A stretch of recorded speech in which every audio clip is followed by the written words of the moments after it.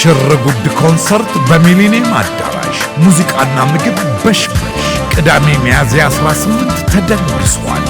4 አስርተ ዓመታትን የደመቀ የዘፋኞች ኩሩ ኤፍሬም ታምሩ፣ አራዳ ቢሉ እናትዬ ጎሳዬ ተስፋዬ ዛሬም እንደ ቀድሞው ያማረበት እንከን የማይወጣለት አለማየሁ ሂርጶ አሌክስ ከሙያ ወንድሙ ጋር ገጠመ ከጎሳዬ ጋር በሚሊኒየም ታደመ።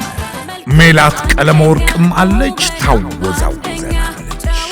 ሽርጉድ ኮንሰርት በሚሊኒየም 50 ጠረጴዛ ላይ ላሉ እንግዶች ስጋ ቁርጥ በትከሻ ይዞራል፣ ከፍ ባለ ደረጃ ይወራረዳል። የንጉሥ መስተንግዶ ይመስላል። ይሄኛው ቴብል ዘፋኙን ማቀፍና መሸለም ያስችላል። ልዩ ተብሏል።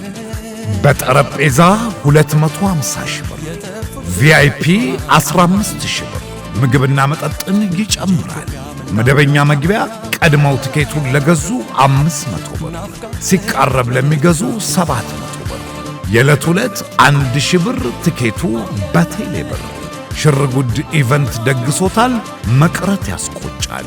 ኤፍሬምና ጎሳዬ አሌክስና ሜላት የዘመን ድምቀቶች ሚያዝያ 18 በሚሊኒየም ቅዳሜ አሸሸ ገዳሜ። ሽርጉድ ብቸኛ የሚዲያ አጋር አባይ ቲቪ፣ የኢትዮጵያ ምርጥ